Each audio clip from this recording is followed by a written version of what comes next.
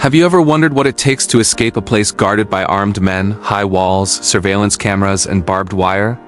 Today, we are looking at the story of 10 smartest prison escapes. Daring, calculated, and brilliantly executed. From helicopter extractions to spoon-dug tunnels, fake identities, and mailbag getaways. These stories will get you to understand the ingenuity of some criminals. If you're fascinated by real-life crime, high-stakes risks, and minds that think 5 steps ahead, then you're in the right place. Hit that subscribe button, turn on your notifications, and join us as we unravel 10 prison escapes that shocked the world. You don't want to miss any of this. Number 10, we have Yoshie Shiratori. Prisons are meant to hold people, but for Yoshie Shiratori, they were a challenge to outsmart. Born in 1907 in rural Aomori, Japan, his early life was filled with hardship. He lost his father as a toddler, and his mother vanished soon after. Drifting through jobs like tofu making and fishing, Yoshie lived a life without roots. At 27, he was arrested under serious charges, but one thing became clear: he wouldn't be easily confined. His first prison sentence landed him in Aomori prison. A modest facility, but to Shiratori, it was a test. He observed the guards, memorized routines, watched windows and doors. One morning, armed only with a short metal wire filched from a bucket handle, he picked the lock on his cell. Under cover of darkness, he pried floorboards loose, shifted them carefully aside, and slipped them over his straw bedding. He hatched through the open skylight, touched free earth for the first time in months. 3 days later, he was caught trying to steal goods from a nearby hospital. His taste of freedom had only fueled something deeper. Later, for a harsher crime, he was transferred to Akita prison in 1941. That sentence came with the label, Escape Artist. The building was constructed to confine people like Shiratori. High walls, slick copper-finished walls, barred windows, and steel doors. But he brought patience. Night after night, he paced the floors, studying mortar lines, listening for creak and shift. Then he climbed barefoot and silent, pressing toes into grout until he could nudge a vent open just enough. One stormy June night in 1942, thunder rolled over the prison and doused the guard's footing. He slipped out. He remained at large for months, wandering, hiding, living as a fugitive. In a moment of unusual compassion, he sought out a guard who had once shown him kindness. But the guard recognized him and turned him in. War or no war, his freedom was brief. Next came Abashiri Prison, the northern stronghold in Hokkaido built to break escape artists once and for all. Cell walls were concrete, metal chains locked his limbs. Guards watched day and night. Prison medical staff cuffed him like a dangerous beast. No skylight, no vent, no hope except his own mind. And miso soup. Each day, a small bowl of soup arrived. He deliberately let salty broth seep into the iron cuffs and around the food hatch. Corrosion ate away at the steel, invisible until nearly gone. Under wartime blackout, in 1944, he dislocated both shoulders to squeeze through the tiny food slot, his body no bigger than the hole in those final moments. He escaped into the bitter Hokkaido wilderness. For 2 years he lived off berries, rabbits, fish, and fear. Eventually hunger drove him to town. In a tense confrontation over stolen fruit, he was arrested again, and this time, after deadly resistance, sentenced to death. The final chapter, Sapporo Prison, a fortress of steel and surveillance, without vents, windows, or locks. Guards watched him all hours. They'd taken away restraints, believing he could no longer run. But they overlooked the wooden floorboards beneath his cot. Day by day he paced, tested, tapped, moved them. When no one watched, he used a meal tray and scraps of metal to loosen a board. He worked in silence until weeks passed. Then one night, under no storm or distraction, he simply disappeared. Guards arrived to find empty cell floor replanted, boards replaced. Shiratori remained at large for nearly a year. He slept in abandoned sheds, begged for food, stole what he needed. His escape ended not in a clash but in quiet reprieve. He sat on a park bench next to a police officer who offered him a cigarette. In that simple act of kindness, something shifted. He confessed. When the officer read his name, his heart sank. They walked to the station together. Now, bound again by law but no longer by death, Shiratori was granted mercy. The death sentence was overturned. The fatal farmer incident reclassified as self-defense. He was sentenced to 20 more years in Fuchu prison in Tokyo. In the end, He asked to serve out his time there near enough to see a living world beyond his cell walls. He served 14 years in quiet, reflective isolation and was paroled in 1961. He reunited with his daughter. He lived out his final years in peaceful obscurity and died in 1979, age 71. Yoshie Shiratori did more than escape. He out-hot every wall built to hold him. Lockpicks from bucket handles, miso soup rusting chains, hand-dug tunnels under wooden planks. Each escape was a masterclass in adaptation. But it wasn't violence that freed him, it was patience, resilience, and the refusal to accept confinement as fate. His legacy lives on at the Abashiri Prison Museum, in wax figure likeness, as a symbol of human ingenuity. He remains Japan's unbreakable man, the escape artist who proved that a determined mind could find freedom, even within walls built to last forever. Number 9. The Texas 7. Imagine a high-security prison in Texas. A group of 7 men planned something most people think impossible. They escaped together from Connolly Unit Prison in December 2000. These men became known as the Texas 7. It happened one cold morning on December 13th. The 7 inside men were doing regular work in a maintenance shed. They suddenly overpowered several civilian employees. They tied up guards and stole their clothing. One of them slipped into a guard tower, grabbed keys, guns, and ammo. They opened the prison gate and walked out wearing stolen uniforms. No alarms, no whistles, they just walked out. Soon they found a prison truck. They drove north into the Texas countryside. They left a chilling note behind. You haven't heard the last of us yet. For the next few days, they stayed free. They stole a car in Pearland near Houston. They robbed a Radio Shack. They needed money, supplies, survival. On Christmas Eve, they tried to rob a sporting goods store in Irving, near Dallas. They bound the employees, took guns, and raided the safe. But Officer Aubrey Hawkins arrived before security. The escapees shot him 11 times. They also ran over him as they fled. Officer Hawkins died that night. The crime shocked the nation. Now the Texas 7 were no longer just escapees. They were suspects in murder. Police from across the country joined the search. The media lit up. They were on America's Most Wanted. Rewards of up to $500,000 were offered. By mid-January, tips started coming in. In Woodland Park, Colorado, a viewer saw a news segment, recognized one of the men at an RV park. 4 were arrested together. One of them committed suicide inside the RV. The last 2 fled to Colorado Springs. They stayed in a motel. Police surrounded the building. A local news station even got a live phone interview. The men protested the justice system, but soon they surrendered. It was over. All 7 were tried in Texas because of a law called Law of Parties. They were held responsible for the murder, even if they did not fire the shot. 6 were sentenced to death. 4 were eventually executed years later. The Texas 7 escape was smart. It was bold, but it became tragic. It led to death, a massive manhunt, criminal charges, and heartbreak. And yet, it showed how planning, timing, and boldness could crack open even a high-security prison. Number 8. Pascal Payet, the man who escaped prison with a helicopter twice, in France, 2001. A quiet summer morning, July 12th. In the southern part of the country, a high-security prison called Lunen's Prison stood tall, surrounded by thick walls, metal gates, and armed guards. The kind of prison where no one escapes. The kind of place designed to crush hope. But inside, Pascal Payet was thinking of freedom. He wasn't a nobody. Pascal had been a professional thief, known for fast getaways, armed robbery, and a mind that didn't sleep. He had been involved in a brutal robbery that left a man dead. The court had handed him a 30-year sentence. But Pascal had a different plan.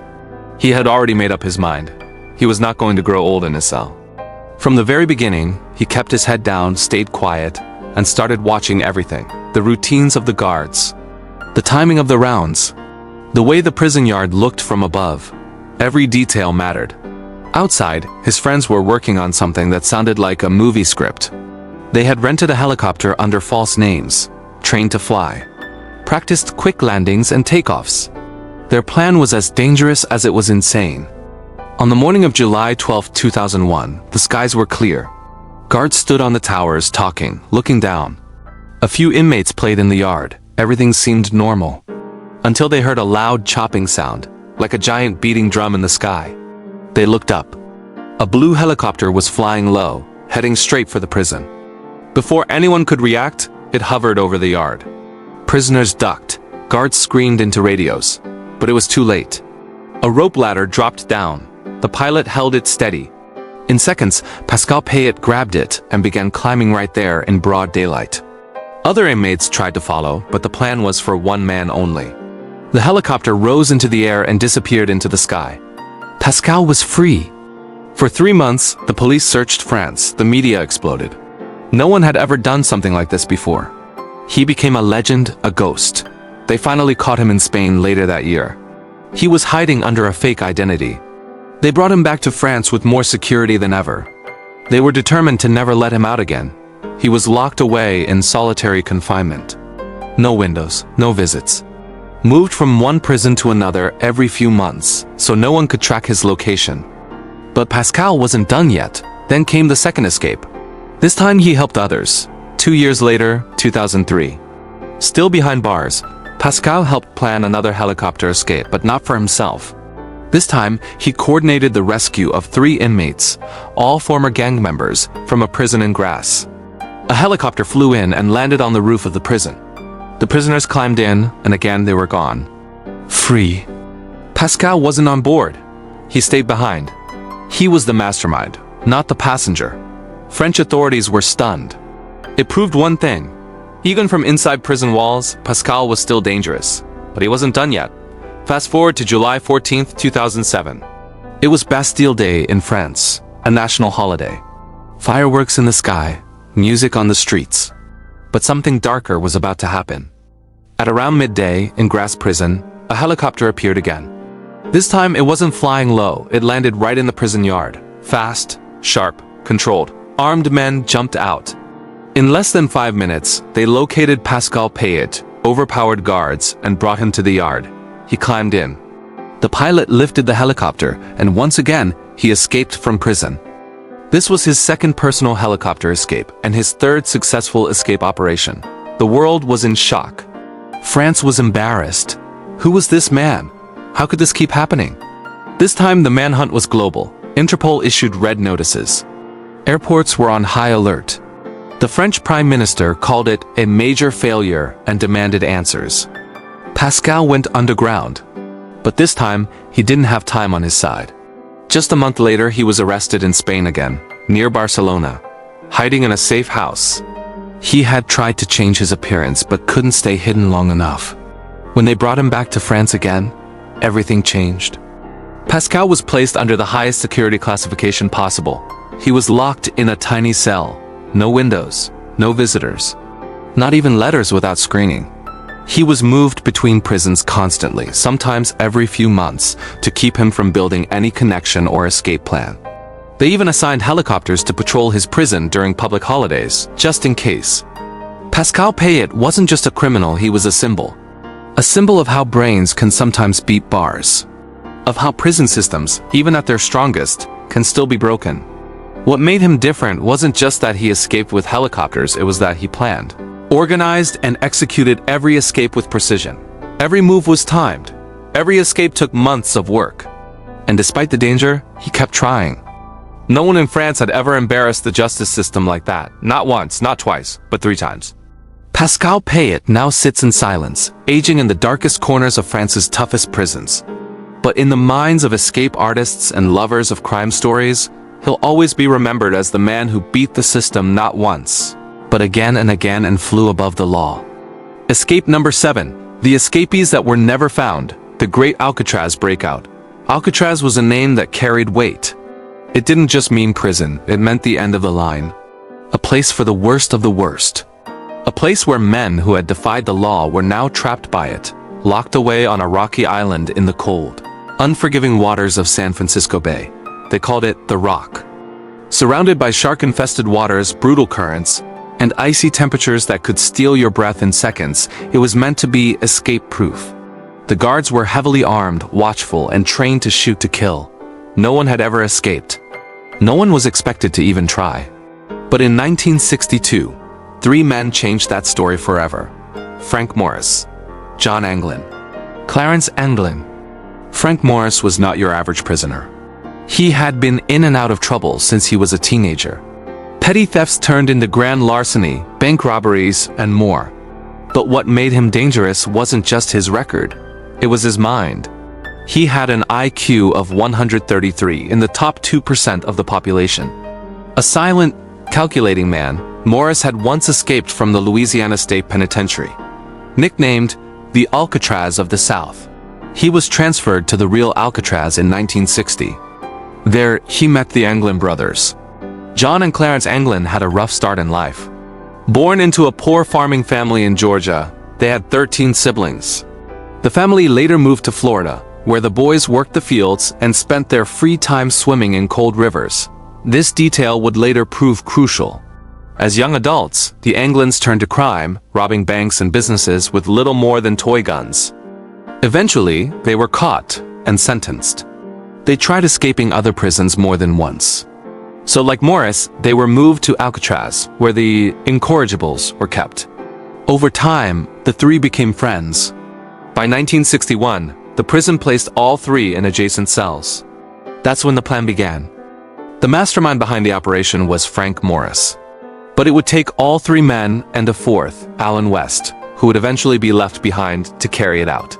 Over the course of nearly a year, they began one of the most audacious prison breaks in history. Every night after lights out, the men worked in silence. Using cafeteria spoons, metal from a broken vacuum cleaner, and even parts of stolen saw blades, they chipped away at the air vents beneath the sinks in their cells. The walls were made of concrete, but due to sea air corrosion, they were surprisingly soft in some areas. Slowly, they carved holes big enough to crawl through. To hide their work, they fashioned fake wall grates out of cardboard, carefully painted to match the walls. During the day, they disguised the sound of their work by timing it with loud music played over the prison's PA system. Behind their cells was an unused utility corridor, completely hidden from the guards. It was here that they set up their secret workshop. There, they began assembling their escape tools. But they also needed to trick the guards into thinking they were still asleep in their beds during the escape. So they made decoys, human heads, sculpted from a mixture of plaster, toilet paper, and real hair swept from the prison barbershop floor. The heads were eerily realistic. Even up close, they looked like the real thing with painted eyebrows and molded ears. June 11th, 1962. The night everything came together. After the evening head count, the men waited until the prison quieted down. One by one, they removed their vents and crawled into the corridor. Alan West, unfortunately, had sealed his vent too tightly with cement and couldn't get it open in time. He was left behind. Morris and the Anglin brothers climbed a vertical pipe up to the roof, pried open a vent cover, and emerged into the cool night air. Guards patrolled below, but the men moved silently, hugging the shadows. They crossed the rooftop, slid down a kitchen vent pipe, and sprinted to the island's north edge, where their raft was hidden. There, beneath the moonlight, they inflated it with a stolen concertina, a sort of prison-issue accordion. Once it was ready, they lowered it into the dark waters and disappeared into the bay. By morning, Alcatraz was in chaos.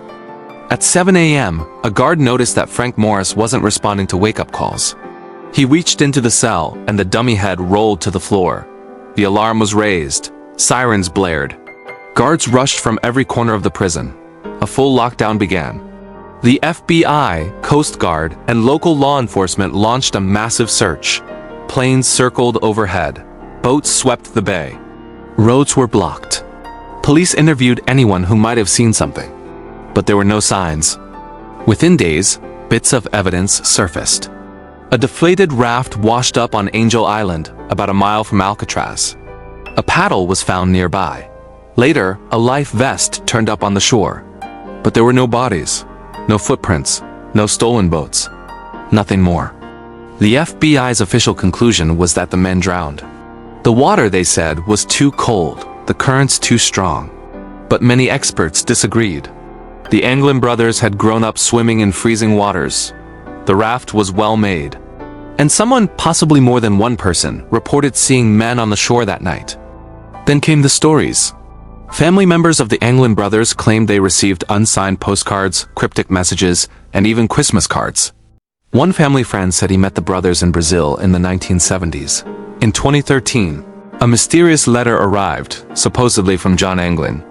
It claimed all 3 men survived and lived under new identities. The handwriting was analyzed, but the sender was never found. The FBI closed the case in 1979, but the U.S. Marshal Service never did. Even today, over 60 years later, they still have open warrants for Morris and the Anglins. If alive, the men would be in their 90s. The escape from Alcatraz remains one of the most daring and mysterious in history. It wasn't just the planning. It wasn't just the skill. It was the silence, the patience, the months of tiny, careful movements, the belief in something nearly impossible. 3 men, surrounded by water, locked away from the world, bet their lives on a homemade raft and a dream of freedom. And to this day, no one knows for sure if they made it. But they just might have. Number 5. Richard Lee's mailroom escape.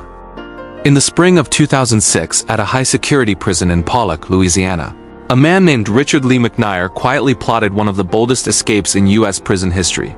It wasn't his first time running from a cell, and it wouldn't be his last attempt to fool the system. McNair wasn't your typical inmate. He was clever, calm, and unnervingly polite. Originally sentenced for murder and robbery, McNair had already managed to escape twice before, once by slipping out of handcuffs using lip balm. But nothing he had done came close to what he was about to pull off. Pollock was no low-security facility. This was a place built to hold people tight. Surveillance, guards, fences, barbed wire, you name it. Still, McNair saw something others didn't, an opportunity hiding in plain sight. Every day, inmates were assigned to work duties inside the prison. McNair got himself a spot in the prison's mailroom, a place where packages were repaired, sorted, and prepared for shipping out. While others saw it as just another boring assignment, McNair saw a loophole. Over weeks, he carefully studied the way packages were handled. He watched how the guards checked boxes, how long it took for a pallet to be moved out of the facility, and where cameras were pointed. He learned the system inside and out, until he knew it better than the staff. Then, piece by piece, he began building his getaway plan, literally. He started crafting a shipping pallet made up of mailbags. Inside those bags, he built a hidden compartment just large enough to hold his body. It had air holes, it had a breathing tube. It even had a small water bottle and padding to help him stay quiet and still. He practiced folding himself into this tight space over and over again until he could do it silently and quickly.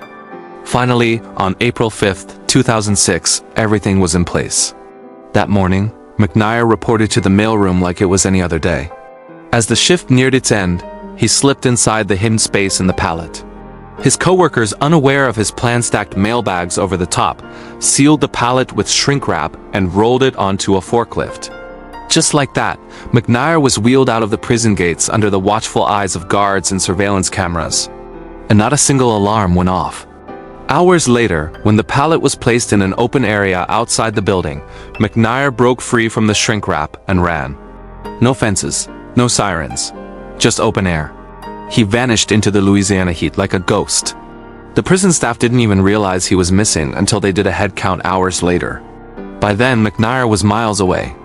But here's what made the story even more shocking.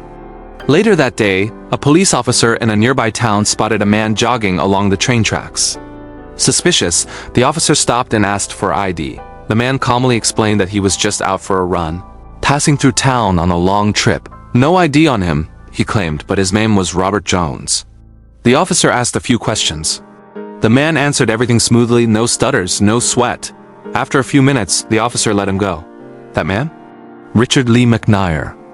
It wasn't until the next day, when news of the escape broke, that the officer realized the man he had let go was one of the most wanted men in the country.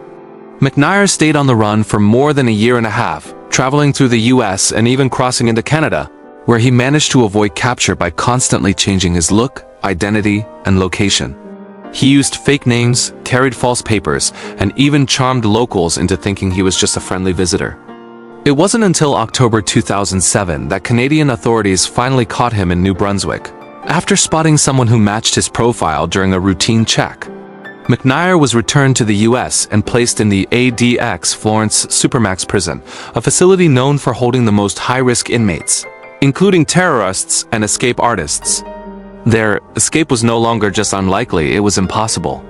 But McNair's legacy had already been written. He had escaped from custody 3 times, each time using brains over brawn.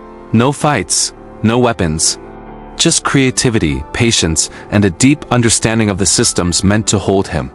To this day, his mailroom escape remains one of the most daring and creative in modern prison history, a story of a man who didn't break walls.